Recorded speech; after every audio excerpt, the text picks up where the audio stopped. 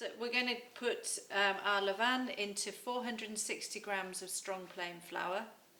Strong plain flour I know at the moment is difficult to get hold of, but if you want to try it, I haven't tried it with normal flour, but you can give it a go and see if it works, which would be a bit of a shame though after 5 days of building up your starter. But anyway, 460 grams of strong plain flour.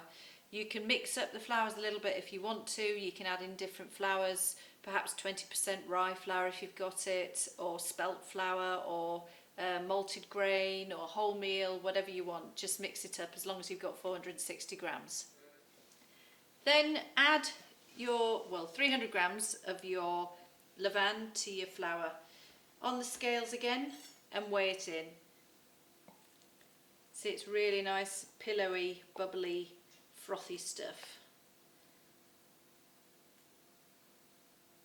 300 grams. What I can do with this, I know it seems wasteful with this one, but we've got another one going as well, so I can add that to the other one that I've got, and that will then make it, just made a smaller loaf of bread, but I didn't waste it. Again, we're going to use filtered water. I've got 230 mils of the filtered water, and I've warmed it up slightly just to give a little bit of warmth to this to help it rise a little. So add that in as well, along with 10 grams of salt. I'm using pink Himalayan salt. You can use sea salt, but don't use refined salt like normal table salt. So you want all natural stuff in here. In that goes as well. Then here comes the fun part.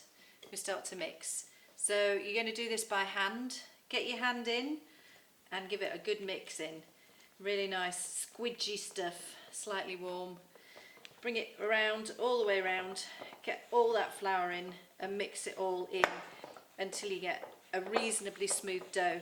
This is going to be quite sticky, but it will come together, and we're going to have to do quite a bit of kneading now as well. 10 minutes this is going to take to knead on your work surface.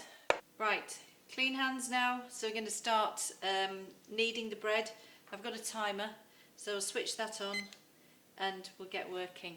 So kneading, push the dough out, bring it back in, and you just keep working away at it. It's a really good stress reliever kneading.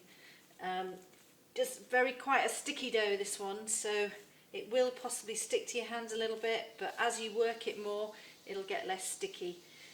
Quite good fun, a bit like working with aliens. There we go. And so now it's come together. It's still very sticky, so you can see, but it does come clean off the table when you work it around. This has to now go back into the bowl. Let it drop off your hand. Will come off. There we go.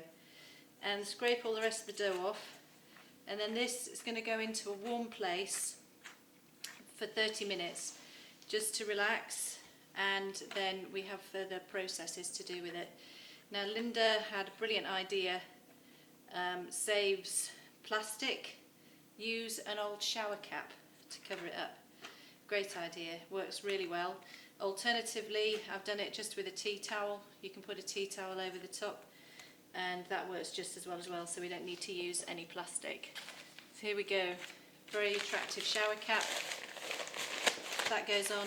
I've got on under here a warming cupboard which is on a low heat, or you can just pop it back on top of your fridge or anywhere that's warm. If you've had your oven on or something like that, you can put it there and leave it for 30 minutes, and then we'll come back to do the next process.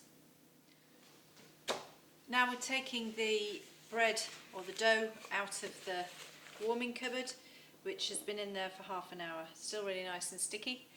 And what we're going to do now is just work our hand around the edge of the dough, going anti-clockwise.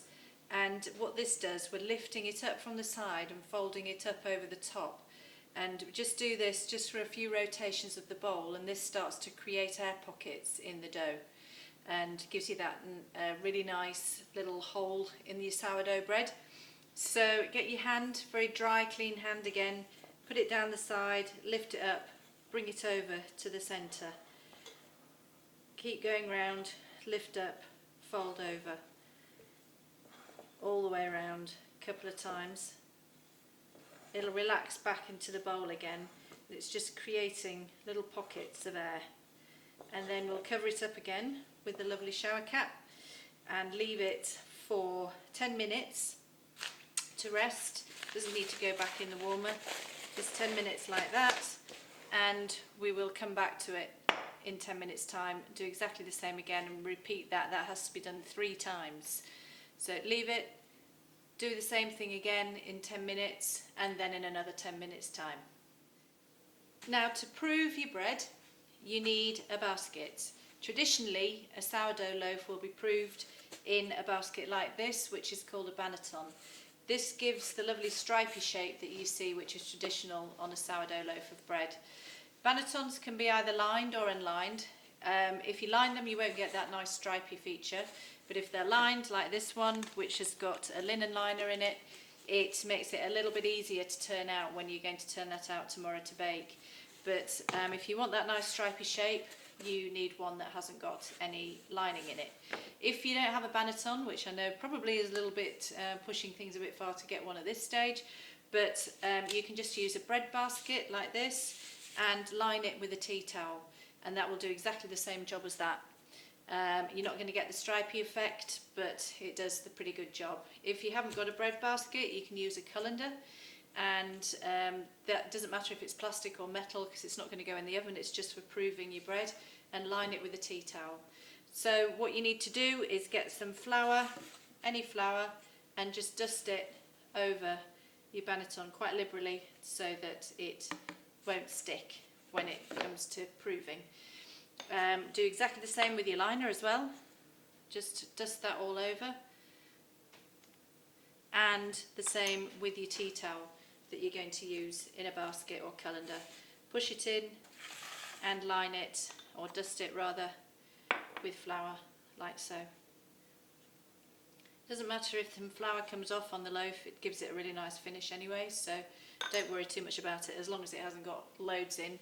But we'll all be looking after the flour that we've got at the moment at the ridiculous prices that it seems to be inflated to at the moment. So there you go, that's what you do with your bannetons. Now we're going to take the shower cap off and going to tip this dough onto the work surface. First of all, you need to dust your work surface with some flour, and then we're going to shape this bread as best we can and into a shape that we can put into our banneton. So we'll scrape it out. Really nice and elastic now. Out it goes. When it feels like it, whoa, all out. Just lightly flour your hands, and we're just going to stretch this dough out into a rectangular shape. Really lovely, soft, pillowy dough, so should make a really good loaf tomorrow.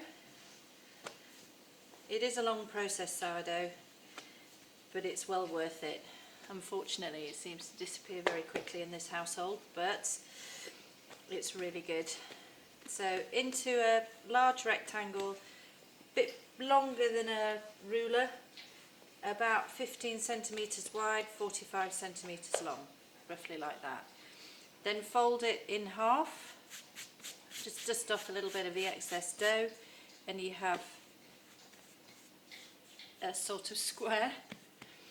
Then you're going to pull the sides in, if you think your banneton's at that size. So we'll do it this way, pull the sides in, into the middle, and pinch it together, like so. And then we're going to lift that into the banneton. The crease is on the top.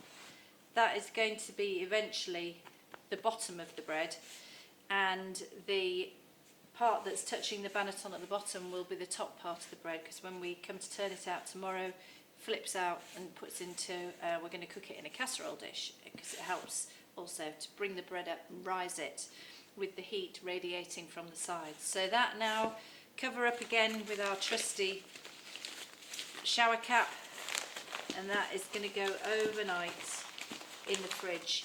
Leaving it in the fridge because it'll stay at the same temperature all night.